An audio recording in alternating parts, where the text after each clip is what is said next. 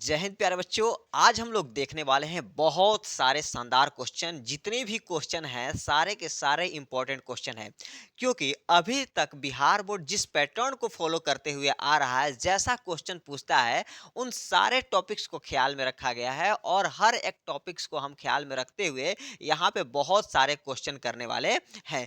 तो सभी लोग पेन और पेपर लेके बैठ जाइए, क्योंकि हर एक क्वेश्चन इंपॉर्टेंट होगा और हमसे पहले आप लोग चाहिए इसका सॉल्यूशन देने का।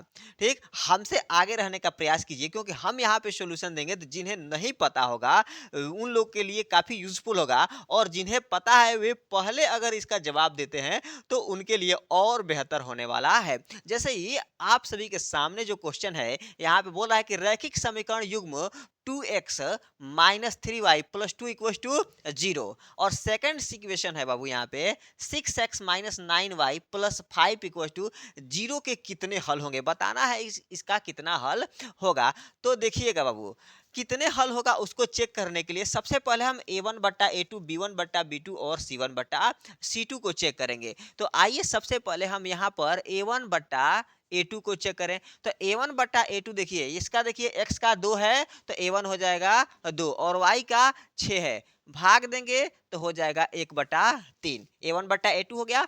अब चेक करना है बाबू b1 बटे b2। अब b1 बटे b2 चेक करेंगे तो यहाँ पे देखिए y का है -3, y का -3 है, और x का है -9। इसको भी डिवाइड करेंगे तो ये भी हो जाएगा 1/3।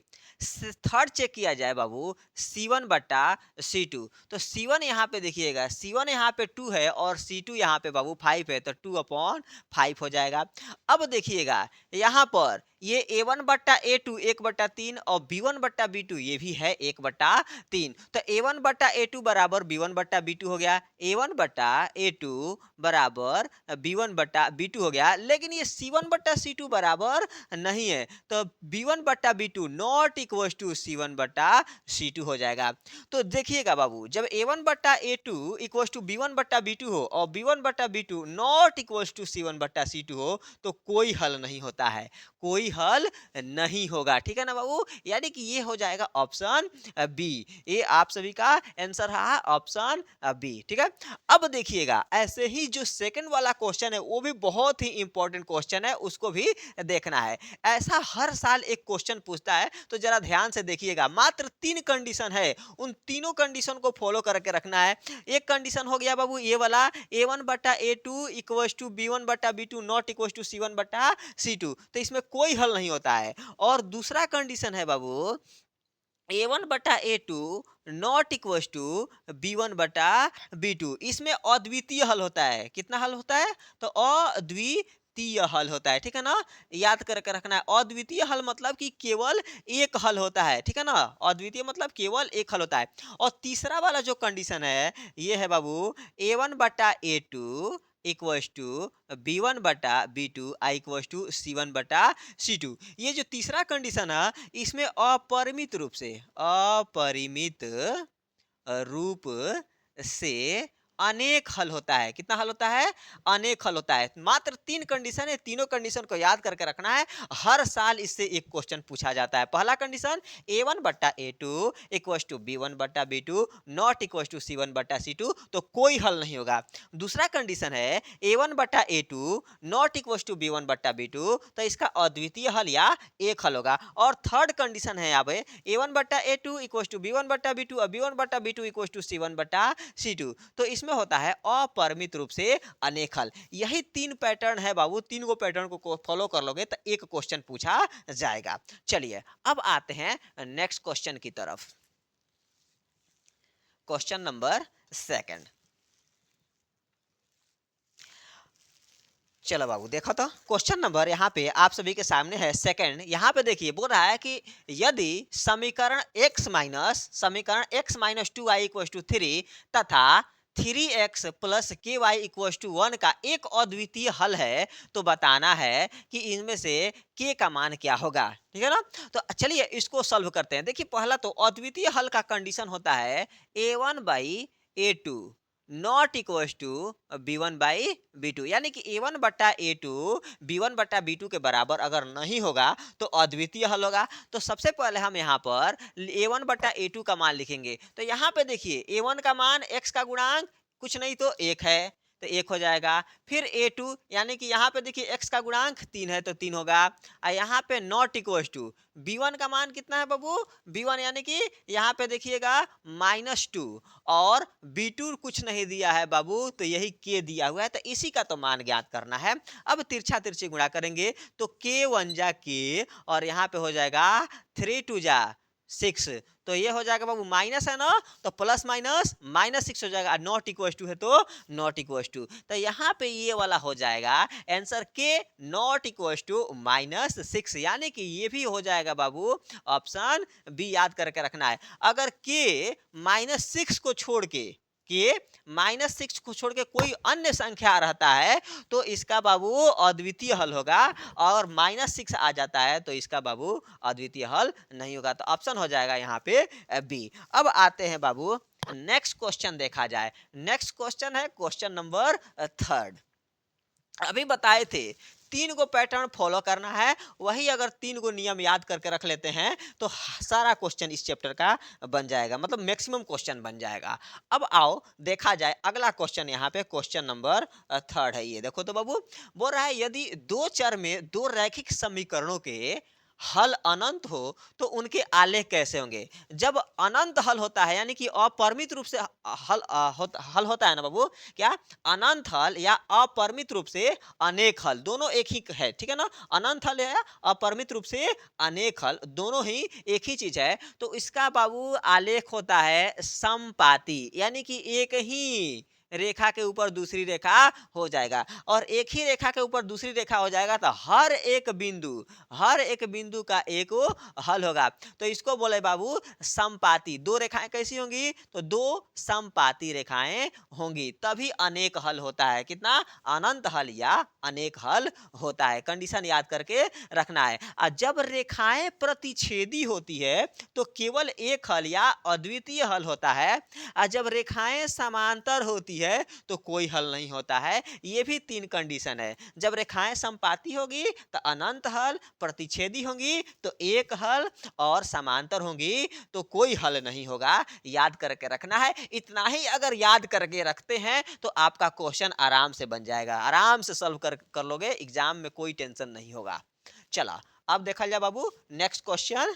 क्वेश्चन नंबर ये रहा 4। ये क्वेश्चन 4 कह रहा है कि समीकरण युग्म x + 2y + 5 = 0 तथा -3x - 6y + 1 = 0 के हल हैं। बताना है कि कितना हल है। तो इसमें भी वही चेक करना है, A1/A2 = B1/B2 = C1/C2, या बराबर है कि नहीं है। आइए यहाँ पे देख लिया जाए। तो सबसे पहले हम A1/A2 चेक करेंगे। तो A1/A2 चेक करेंगे तो x का यहाँ पे 1 होगा, और यहाँ पे बाबू -3, तो ये हो जाएगा 1/-3। अब चेक करेंगे बाबू B1/B2। तो B1/B2 देखिएगा बाबू, यहाँ पे B1 है 2 और B2 है -6, इसको डिवाइड करेंगे तो ये भी हो जाएगा 1/-3। अब देखना है बाबू अगला C1/C2। तो C1/C2 देखिएगा, तो C1 यहाँ पे 5 है और C2 है 1, तो ये हो जाएगा 5/1। तो कंडीशन यहाँ पे देखिए A1/A2 -1/3, B1/B2 -1/3 है, लेकिन C1/C2 अलग है। तो यहाँ पे A1/A2 = B1/B2 है, और B1/B2 not equal to C1/C2, यानी कि ये दोनों फर्स्ट वाला बराबर था और थर्ड वाला बाबू ये बराबर नहीं है। तो ऐसे वाले कंडीशन अगर आता है तो यहाँ पे होगा कोई हल नहीं। याद करके रखना। अभी थोड़ी देर पहले बताए थे कि अगर कंडीशन ऐस 3 है, अगर इसको याद कर लेते हो तो सारे क्वेश्चन बन जाएंगे। तो इसका कोई हल नहीं होगा। पहला दूसरा के बराबर नहीं हो तो अद्वितीय हल, और दूसरा तीसरा के बराबर नहीं हो तो इसमें होता है कोई हल नहीं। यही मात्र एक उपाय है याद करने का। जरा याद कर लीजिएगा बाबू। चलो अगला अगला क्वेश्चन देखा जाए। अगला क्वेश्चन भी देखिएगा, ये भी बहुत ही अच्छा क्वेश्चन है। हर साल यही पैटर्न फॉलो किया जाता है। मैं भी बहुत पेपर को देखा हूं, उसके बाद से यहाँ पे बहुत सारे क्वेश्चन लेके आया हूं। तो चलिए यहाँ पे देखा जाए। दो चर में दो एक घातीय समीकरणों के ग्राफ यदि प्रतिच्छेदी रेखाएं हो तो हलों की संख्या कितनी होगी। अभी अभी बताए हैं ना कि अगर यहाँ पे देखिएगा बाबू, रेखाएं प्रतिच्छेदी होंगी तो सिर्फ एक हल, केवल एक हल या अद्वितीय हल होगा। रेखाएं संपाती होगी तो हर एक बिंदु का हल होगा, यानी कि अपरिमित रूप से अनेक हल होगा। और रेखाएं समांतर होंगी तो कोई हल नहीं होगा, क्योंकि जब एक दूसरे को कभी काटेगी ही नहीं, टच ही नहीं करेगी, तो हल कहां से होगा। ठीक, तो यहाँ पे बोल रहा है बाबू रेखाएं कैसी हो, रेखाएं प्रतिच्छेदी हो, तो प्रतिच्छेदी हो तो सिर्फ एक हल होगा। ये हो जाएगा ऑप्शन ए, सिर्फ एक हल। चलो अब देखा जाए बाबू अगला वाला क्वेश्चन, क्वेश्चन नंबर 6। ये है क्वेश्चन नंबर 6। बोल रहा है कि यदि रैखिक समीकरण का युग्म असंगत है, रैखिक समीकरण का युग्म असंगत है तो उसे निरूपित करने वाली रेखाएं कैसी होंगी। असंगत तब होता है जब कोई हल नहीं होता है। याद रखना है, असंगत कब होगा, तो असंगत तब होगा जब कोई हल नहीं होगा। और कोई हल नहीं होने के लिए रेखाएं समांतर होनी चाहिए। जब रेखाएं समांतर होंगी तो कोई हल नहीं होगा।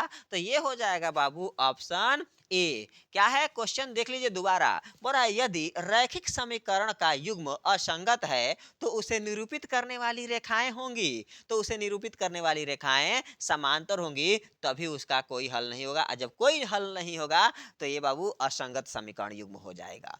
चलो आओ अगला क्वेश्चन देखा जाए। ये क्वेश्चन है बाबू क्वेश्चन नंबर 7। ये है क्वेश्चन नंबर 7, जरा इसको देखा जाए। चलो कितने लोग इसे बना सकते हैं जरा बताना भाऊ कमेंट करके, कितने लोग इसे सॉल्व कर सकते हैं। ये है क्वेश्चन 7। बोल रहा है कि दो समीकरण है और इसमें x और y का वैल्यू फाइंड करना है, x और y का वैल्यू फाइंड करना है। तो दोनों समीकरण को यहाँ पे लिख लीजिए। 2x plus 3y equals to 11 और यहाँ पे है 2x minus 4y equals to minus 24। ये है इक्वेशन सेकंड।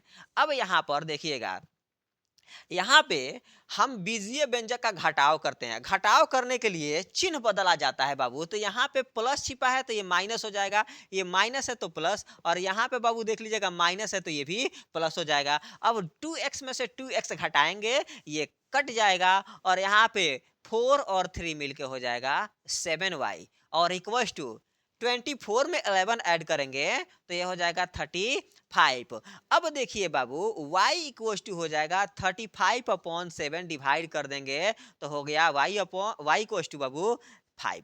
7 पचे 35, 7 5 जा 35, तो y इक्वल्स टू 5 आ गया। जब y इक्वल्स टू 5 आ गया है तो इसको ले जाके समीकरण 1 या 2 कहीं पर भी रख दीजिए। तो लिखेंगे समीकरण 1 में कि 2 में बाबू कहाँ रख दिया जाए, एक ही में रखा जाए। समीकरण 1 में y का मान रखने पर, y का मान रखने पर ये आप सभी को आता होगा। तो देख लीजिएगा जब यहाँ पे y का मान रखेंगे तो ये हो जाएगा 2x प्लस 3 गुणे 5, y का मान 5, अब बराबर हो जाएगा 11। तो ये हो जाएगा 2x बराबर 11 माइनस 5 आई 15।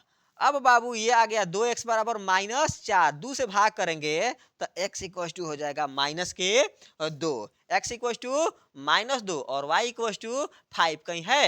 देखो तो बाबू x इक्वल टू -2 और y इक्वल टू 5, यानी कि ऑप्शन डी हो जाएगा।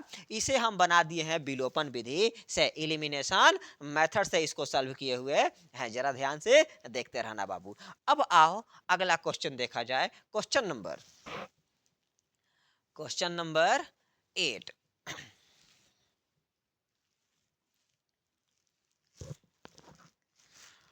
ये है क्वेश्चन नंबर 8। क्वेश्चन नंबर 8 बहुत ही इजी क्वेश्चन है पर पूछता है बाबू, याद करके रखना है। क्वेश्चन नंबर 8 ध्यान दीजिए, बहुत ही इजी है पर पूछता है तो इजी क्वेश्चन बहुत अच्छा से सॉल्व करना है ना। तो आइए देखते हैं। बोल रहा है कि y इक्वल टू -4 का आलेख कैसी सरल रेखा होगी। y इक्वल क्या कितना है, y -4, तो y -4 को हम लोग लिख सकते हैं y इक्वल टू प्लस 4 कितना y इक्वल टू +4 लिख सकते हैं, क्यों? क्योंकि -4 दूसरे साइड जाएगा तो +4 हो जाएगा। और जब y का मान दिया रहे तो याद करके रख लेना, दिमाग में फिक्स कर लेना, y का मान दिया रहे तो वह x का समानांतर होगा, और x का मान दिया रहे तो वह y के समानांतर होगा। तो यहाँ पे y का मान दिया हुआ है ना, तो ये x अक्ष के समानांतर होगा। याद करके रखिएगा बाबू, y का वैल्यू दिया हो तो x अक्ष के समानांतर होगा, और x का वैल्यू दिया हुआ हो तो y अक्ष के समानांतर होगा। तो यहाँ पे y इक्वल टू 4 जो है x अक्ष के समानांतर होने वाला है। आओ अगला क्वेश्चन देखा जाए। ये रहा क्वेश्चन 9। क्वेश्चन नंबर 9 देखिए, बोल रहा है यदि दो चर में दो रैखिक समीकरणों के आलेख प्रतिच्छेदी रेखाएं हो तो हलों की संख्या क्या होगा? बाबू अगर रेखाएं प्रतिच्छेदी हो तो कितने बिंदु पे काट रहा है, कितने बिंदु पे प्रतिच्छेद कर रहा है? एक बिंदु पर। अब एक बिंदु पर प्रतिच्छेद कर रहा है तो हलों की संख्या भी सिर्फ एक होंगी। रेखाएं प्रतिच्छेदी होंगी, हलों की संख्या एक होगा। रेखाएं समानांतर होंगी, हलों की संख्या शून्य यानी कि कोई हल नहीं होगा। और रेखाएं समपाती होंगी तो अपरिमित रूप से अनेक हल होगा, यानी कि अनंत हल होगा। यही 3 कंडीशन याद करके रट के रखना है बाबू। इस चैप्टर को आराम से आप लोग सॉल्व कर लेना। हाँ, ये देखिए क्वेश्चन नंबर 10। क्वेश्चन नंबर 10 यहाँ पे बोल रहा है कि निम्न में से कौन x minus 2y equal to 0 तथा 3x minus 4y equal to 10 के हल हैं। अब आइए इन दोनों समीकरणों को हम यहाँ पे सॉल्व करें। यहाँ पे देखिएगा, एगो समीकरण है x minus 2y equal to 0, ये इक्वेशन फर्स्ट है। इसको हम प्रतिस्थापित कर लेते हैं। इसको जब प्रतिस्थापित करेंगे तो x इक्वल टू हो जाएगा 2y, x equal to 2y। Second वाला इक्वेशन है 3x plus 4y equal to 10। अब ये सेकेंड इक्वेशन में हम ले जाके x का वैल्यू रखेंगे, तो जब x का वैल्यू रखेंगे तो ये हो जाएगा 3 गुणे 2y प्लस 4y बराबर 10। तो 3 दूना के 6y अब प्लस 4y अब बराबर में 10। तो यहाँ पे देखिए 6 4 10y बराबर भी 10 होगा। तो कटाएंगे बाबू, y इक्वल टू 10 एकम 10 आ गया। और जब y का वैल्यू यहाँ पे 1 हो गया तो इसको ले जाके हम समीकरण 1 में रख लेते हैं। समीकरण 1 है यहाँ पे बाबू x इक्वल टू 2y, यही है ना समीकरण 1। याद करके देखिए, यहाँ पे ध्यान से देखिए, समीकरण है x इक्वल टू 2y। तो यहाँ पे x का x रह जाएगा और 2 गुणे y का वैल्यू 1 रखेंगे तो ये हो जाएगा x इक्वल टू 2 एकम 2। तो x का वैल्यू 2 और y का वैल्यू 1 कहाँ पे है बाबू? देखिएगा, x का 2 और y का 1, तो ये हो गया बाबू ऑप्शन ए हो गया आंसर। ओके, ये वाला देखिए ऑप्शन हो गया ए। चलिए, ऐसे ही अब देखिएगा बाबू, अगले वाले चैप्टर जो है उसमें भी जितने भी इंपॉर्टेंट क्वेश्चन होने वाले हैं सारा हम यहाँ पे लेके आने वाले हैं। ठीक है ना, लगातार ऐसा सीरीज चल रहा है और ऑनलाइन भी क्लास स्टार्ट होने वाला है बहुत जल्दी। तो आप लोग तैयार हो जाइए। ऑनलाइन क्लास में जितने भी इंपॉर्टेंट क्वेश्चन है बस वही कराया जाएगा, बाकी इधर उधर से क्वेश्चन एक भी नहीं होगा। सारे एकदम झकास शानदार लाजवाब क्वेश्चन होगा। ठीक है ना बाबू? तो चले बने रहिए और देखते रहिए ऐसे ही, और दोस्तों के साथ भी शेयर कीजिए ताकि ज्यादा से ज्यादा लोगों तक पहुंचे और ये ज्यादा से ज्यादा लोग तैयारी कर सकें। ठीक है ना? चलिए, तब तक के लिए धन्यवाद।